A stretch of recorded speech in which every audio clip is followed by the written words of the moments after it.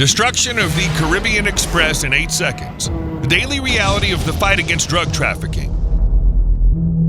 8 seconds. That's exactly how long it took for a cartel boat to become another piece of real estate on the floor of the Caribbean Sea, where pirate ships have lain for centuries, going back to Columbus. 8 seconds is even less time than it takes to place an order at Starbucks. While some politician in Washington was debating strategic stability, down here in the southern waters, that stability was expressed in concrete numbers. Speed, 995 miles per hour, about 1,601 kilometers an hour. Mass, 108 pounds, about 49 kilograms. Turns out American democracy can fly too, and even faster than the speed of sound. Now let us look at those 8 seconds in detail. And of course, not at the speed of sound. October 13th, 2025, 9:58 local time, Caribbean Sea. Against a blue horizon, the heavy bass of rotor blades fills the air as an AH-1Z Viper attack helicopter streaks low. 15 minutes earlier, it had lifted off the deck of the amphibious assault ship USS Wasp, an old Marine Corps veteran used to sending everything into the sky, from tilt rotors and Vipers to the heavy AV-8B Harrier II attack jets and, more recently, the trendy F-35B Lightning II. On this otherwise calm morning, the call-up came from a colleague, a U.S. Navy Maritime Patrol and Reconnaissance aircraft, the P-8 Poseidon. For hours, it had been running circles at an altitude of 20,000 feet, about 6,096 meters, painstakingly sweeping the Caribbean with its sensors and radars. For good reason. Its invisible electromagnetic nets had caught a fish. The AN/APY-10 radar picked up a target, a high-speed contact about the size of a fishing boat, making approximately 45 knots, which is roughly 52 miles per hour, about 83 kilometers an hour, and heading north-northwest toward Puerto Rico. For an ordinary vessel, that speed is excessive. For a fishing boat, that course is too far from shore.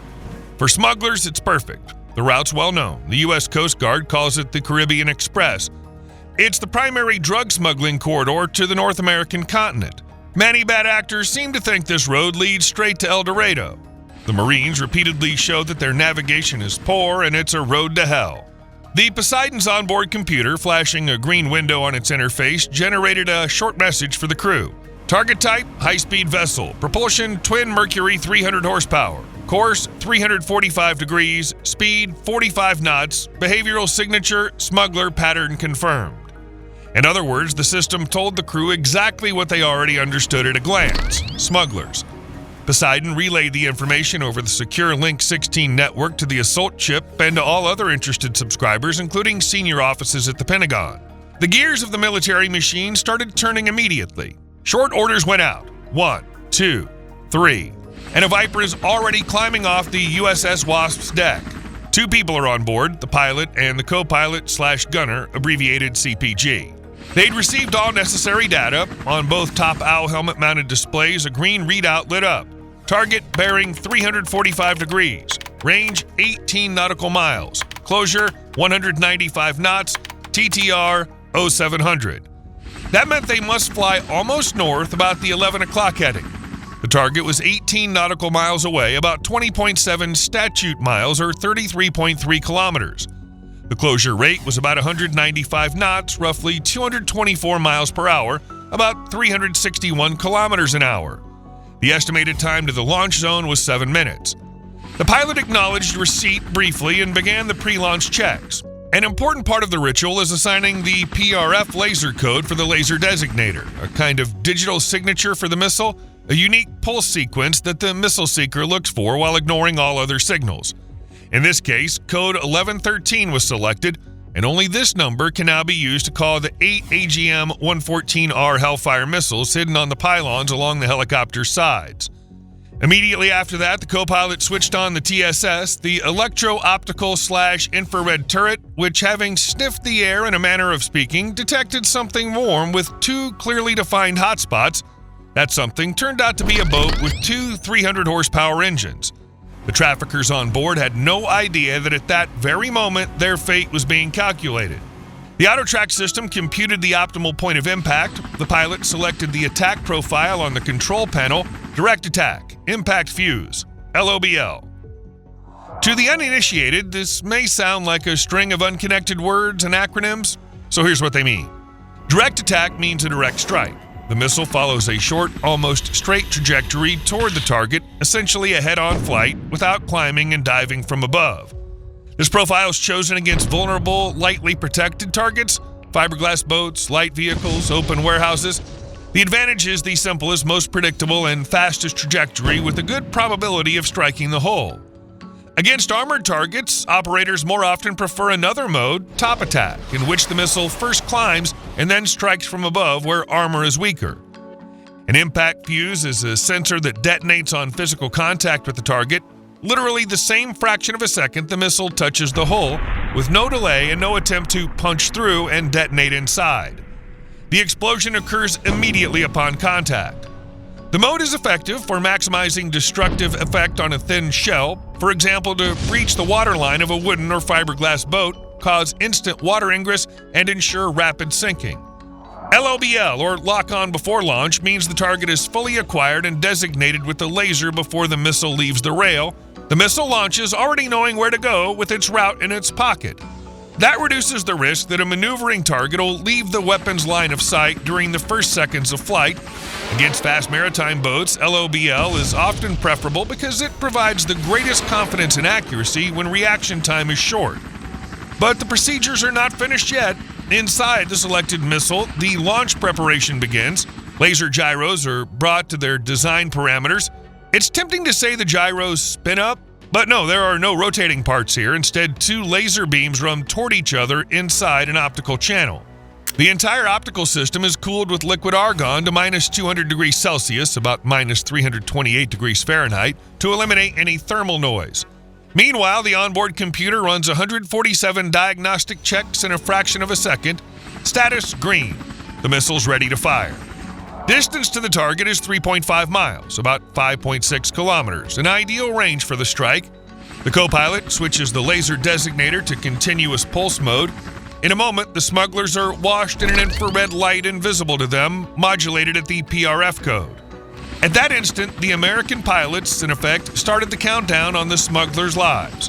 It took almost 3 minutes of commentary to describe the missile preparation, but in reality, these actions happen at the speed of an F1 car screaming past the VIP stand, only instead of an engine roar, there are short, clipped calls between pilot and CPG. Weapons ready, laser code set, target acquired, then the radio traffic sends, weapons ready, awaiting permission to engage. The answer comes immediately. Viper 21, weapons free, you are cleared to open fire. Fire authorized, copy. Releasing, says the pilot, and at that instant, the CPG presses the red button. At 10:09 a.m., a long trail of fire appears under the pylon of one missile. It leaves the rail and, accelerating under roughly 12 G, drives toward the target. Now the numbers from the opening make sense. Speed 995 miles per hour and mass 108 pounds refer to the AGM-114 Hellfire missile headed for the contact. This is what engineers wrote formulas for and techs built parts to achieve. In direct attack mode, the Hellfire does not perform aerial acrobatics. It follows a nearly straight, precisely calculated trajectory. The autopilot immediately takes control and begins solving the classical interception problem, not by intuition, but by equations. Every 20 milliseconds, that is 50 times per second, the system recomputes the intercept point. Sensors feed numbers, the navigation unit fuses them into a solution, and control surfaces make micro-corrections. The key is to stay strictly on the laser beam like a hunting dog running a trail. The PRF 1113 signal glows from the boat like a beacon and the missile locks onto it. At the very tip of the attack waits the FMU 139 fuse. It's waiting to strike.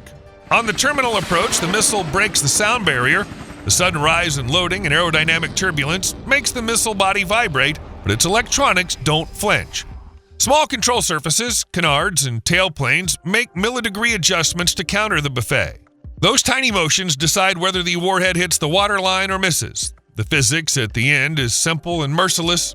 The missile converts speed into kinetic energy and drives into the target.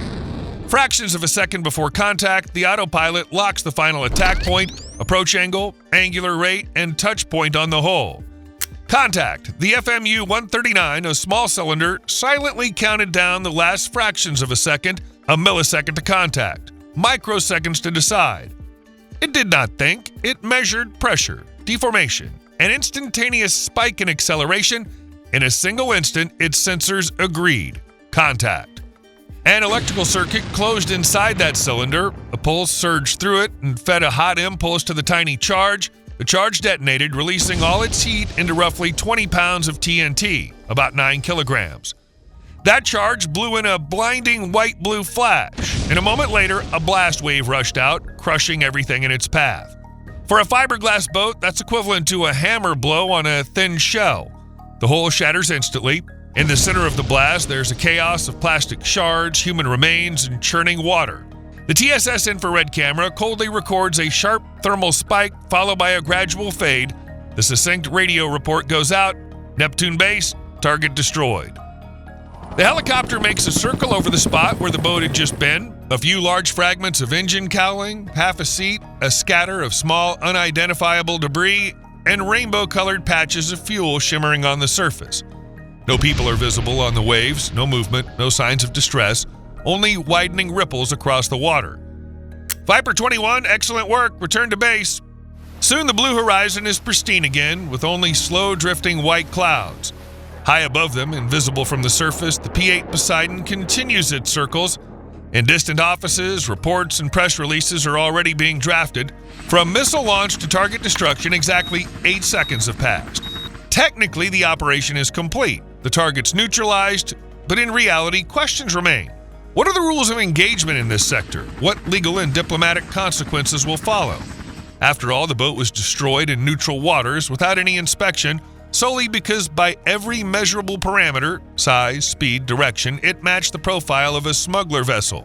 And with 99% certainty, it truly was. But that one remaining percent still lingers. So is a nation justified in the name of saving thousands of its citizens from deadly synthetic drugs in acting this harshly? What do you think? Share your thoughts in the comments. Thank you for watching. We'll appreciate your like and subscription. See you again soon.